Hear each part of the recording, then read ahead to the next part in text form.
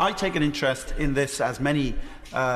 people do and honourable members do, Madam Deputy Speaker, through constituency caseworker, and in particular I focused on the issue of adults with autism. There's often a lot of debate about children with autism, understandably, but those children grow up to be adults, and that's often when many of the difficulties can arise, when that cliff edge comes of people, children with autism, becoming adults. And sadly, very often that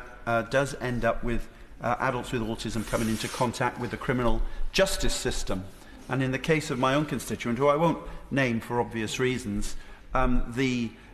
trait of many people with autism known as stimming, which is not generally understood by the general population, the repetitive behaviour of some with autism in order to calm a situation, can be misinterpreted sometimes as a criminal action. And in the case of my own constituent, that led to him being arrested on 2 different occasions by the British Transport Police when he became nervous travelling on public transport, and ended up inappropriately in him being cautioned, and that remaining on the record, despite the fact that that caution was later withdrawn in recognition that he hadn't been given the appropriate support that adults with autism are supposed to get when they come into conjunction with the criminal justice system. Of course, I'll give way to my honourable friend. I thank my honourable friend for giving way, and I think what's been highlighted is travel is also very traumatic for people with autism, and would he join me in congratulating Cardiff Airport on training their staff to support children and adults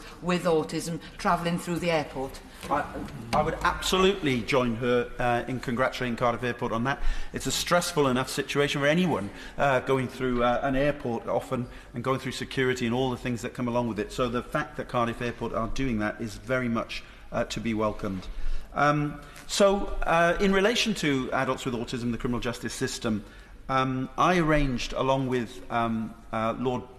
Bradley, who is a former member of this House and who himself in 2009 issued a report in relation to not just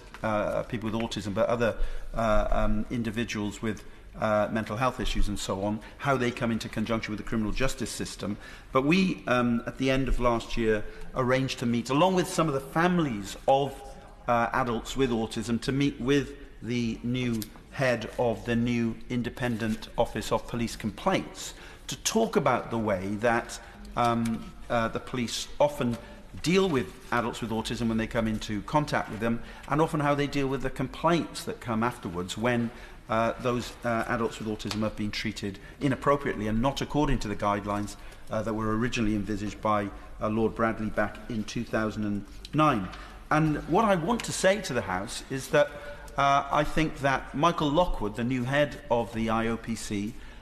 is to be given some credit for engaging very seriously with this issue. And there's a seed change in attitude from the new IOPC compared with the former Independent Complaints Commission in relation to this matter.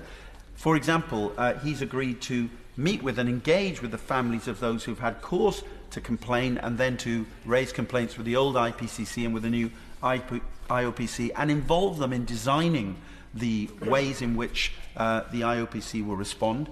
and also in recognising that often these sorts of inquiries can be very confrontational, when what's really needed is to get to the heart of the matter and to get to the truth and make sure that lessons are learned and spread throughout the criminal justice system, and in particular in relation to the police force. And one of the things that is being done, which I welcome very much, by the IOPC, and I think should be done in other organisations as well, is recognising that employees in those organisations will often have children with autism or relatives with autism, and can bring some expertise into that organisation when they are interacting with those with autism. And in the IOPC, for example, they recognise there's many members of their own staff who are from families that have experience of autism, and they can bring an expertise within the organisation when looking at cases where complaints are raised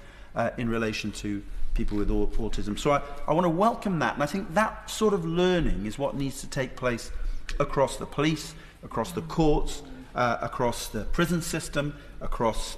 social service, adult and children's services across the country, across the National Health Service. And although she's not in her place at the moment, my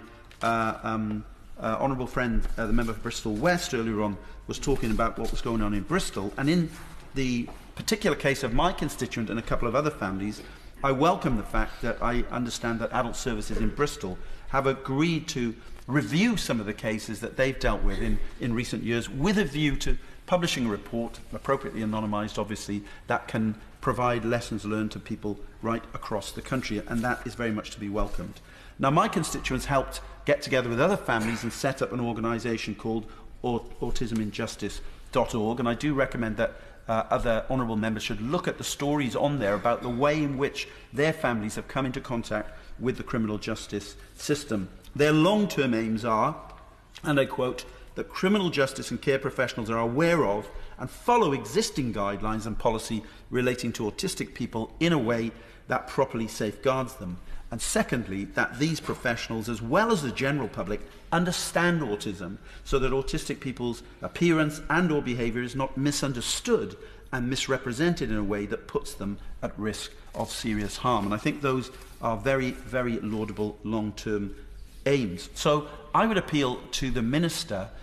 to engage with those families, engage with that organisation, engage with across government other departments to make sure that government is working in a joined-up way in this. Those of us who've been ministers understand it's not always easy to get out of the ministerial silos that Whitehall imposes upon us. But in fact,